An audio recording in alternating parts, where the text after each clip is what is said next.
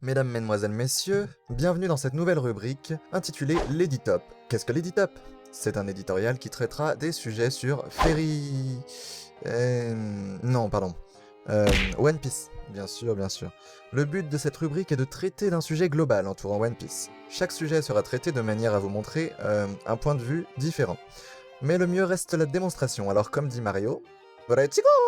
Le premier sujet de cette rubrique est une bombe atomique, l'anime One Piece.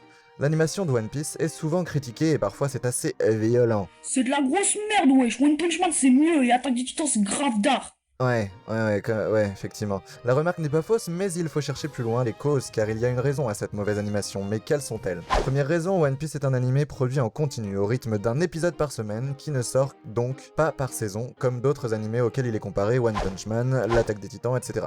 Avec un rythme aussi frénétique, il est donc impossible de produire un animé d'une qualité comparable à ceux qui sortent par saison. Comme vous le savez, il est impossible d'allier quantité et qualité. Il faut donc choisir l'un ou l'autre, ou trouver un équilibre. One Piece a bien sûr misé sur la quantité. Mais j'entends déjà certains ramener leurs fraises. Ils ont qu'à engager plus d'animateurs alors, bouffon. LOL, mais oui.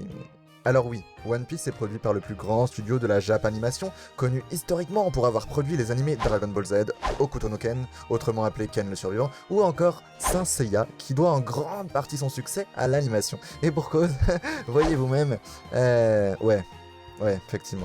Le fait est que la Toei ne peut pas faire mieux. Le marché de l'animation est en crise au Japon, ok?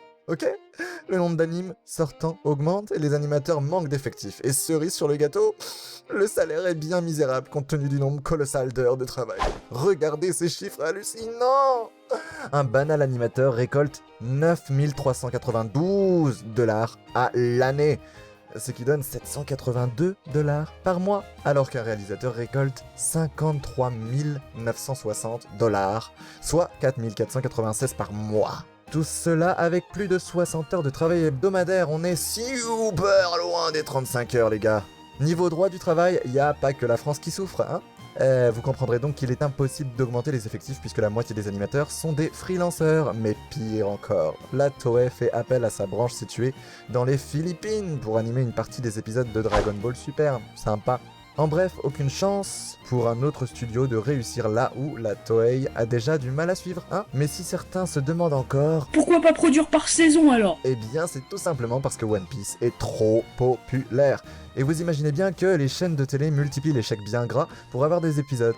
La demande est trop importante, c'est la loi du marché, c'est le capitalisme, c'est le règne du fric, bref, le monde va mal. Et il est finalement logique que certains épisodes soient vides et lents, puisque la Toei, sous la pression commerciale, doit produire un animé en continu, sans pour autant rattraper le manga. Pourtant, il serait théoriquement possible de caser 3 ou 4 chapitres dans un épisode, et pour le coup ce serait jouissif, et la popularité de l'œuvre en serait grandie. Mais il semblerait que la rentabilité ne soit pas une question de qualité. Dommage.